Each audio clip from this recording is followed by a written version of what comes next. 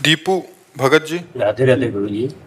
महाराज जी, आपके सत्संग को सुन के मांस मछली शराब मैंने छोड़ दिया महाराज जी। गुरु जी, मेरे मन में एक विचार काफी समय से चला आ रहा है कि आप कहते हैं कि अतिथि देवो भव। मेरे घर पर अभी जो भी अतिथि आते हैं वो सभी मांस मछली का सेवन करते हैं और मैं उनको शाकाहारी खिलाता हूं। तो महाराज जी, वो गुस्सा होकर जाएं तो इनका कहना है कि और गुस्सा हो जाए, एक बीता और गुस्सा हो जाए। हाँ, नहीं, हमको हम जो पाते हैं वही पवाएंगे, अगर तुम जो पाते हो हम नहीं पवा पाएंगे। इन सबको छोड़ दिए, मेरा एक ही लक्ष्य है, राधा रानी को प्राप्त करना। बिल्कुल, हाँ बिल्कुल। गंदा आहार किसी को नहीं पवाएंगे और रिश्तेदार बने रहे चाहे ना बने रहे, आप इसकी चिंता ना करो। कलिकाल है, अब प्रायः गंदगी ही बढ़ती चली जा रही है।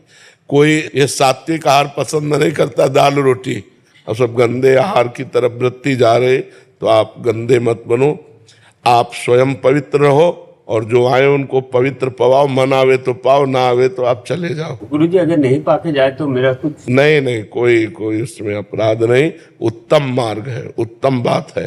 कोई गलत आचरण करे तो उसको गलत आचरण करवावे तभी वो खुश रहेगा, ऐसा नहीं है। अगर आप गलत हो तो आप गलत हो, असंतुष्ट होकर जाओ। हमारा कोई अतिथि देवो भव इस बात के लिए है, हमने कई बार कहा, इसको बहुत अच्छे से समझना चाहिए। जिसका कोई परिचय नहीं है, जिसकी कोई तिथि तारीख नहीं आने की, अचानक कोई आ गया तो पहला स्वागत राधे श्याम।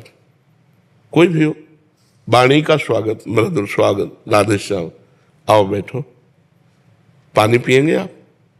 दूसरा स्वागत, पानी पिएंगे आप? नहीं, हमें प्यार, भोजन पाएंगे आप? पवा दीजिए तो पवा दीजिए।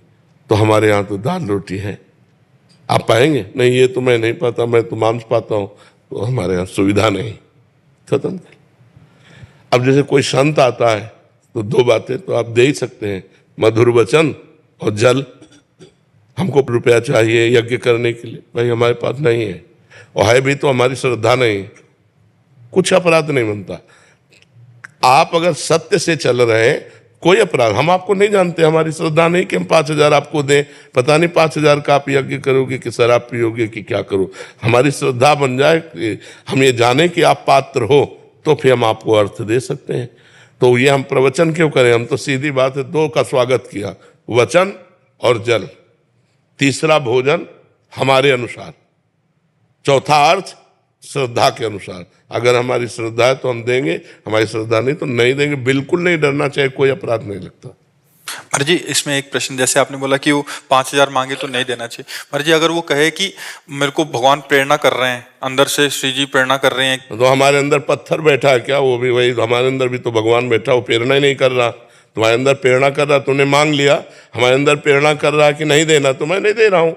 जब मेरे अंदर प्रेरणा करेगा दो तो मैं दे दूंगा। तुम्हारे अंदर भगवान, तो हमारे अंदर पत्थर थोड़ी बैठा है, वही भगवान ही तो बैठा है। दबना नहीं चाहिए। धर्म में कहीं भी झुकने वाली इस तरह की प्रवृत्ति नहीं। मान लो कोई ऐसा भी कह दे कि तो अगर रुपया नहीं दोगे तो तुम्हारे घर में हानि हो जाएगी, बिल्कुल नहीं डरना चाहिए। ऐसे पाखंड से नहीं डरना चाहिए, कुछ नहीं। जो रुपया पैसे का गुलाम होता है वो साधु नहीं होता। जो दूसरों से रुपया मांगे वो साधु नहीं होता। तब लग जोगी जगत गुरु, जब लग रहा है निराश, और जब आशा मन में भई जग गुरु जोगी दास। भगवान का दास बन करके साधु वेश रख कर रुपया मांगे घूमे, वो लक्ष्मी महारानी का दास हो सकता था, नारायण का दास नहीं हो सकता।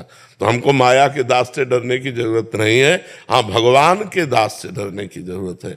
कोई भूखा आया है और कह रहा भोजन पवा दो, अब आपकी बड़ी तीव्रता से आपको कहीं जाना है, अब आपको समस्या है, आप पहले भोजन की व्यवस्था उसकी करो। धर्म कहता है वो दरवाजे पे भूखा आया, अब वापिस न जाने पावे। हमारे पास जो कुछ जल पात्र भोजन जो भी है आप पा लीजिए, फिर हम अन्य कार्य देखेंगे।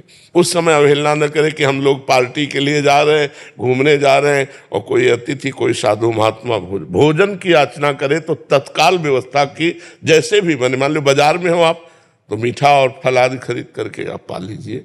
भले वो अपनी औषधि के लिए पैसा है तो हम बीमारी का कष्ट सह लेंगे, आप भोजन पा लीजिए। ये धर्म कहता है ऐसा।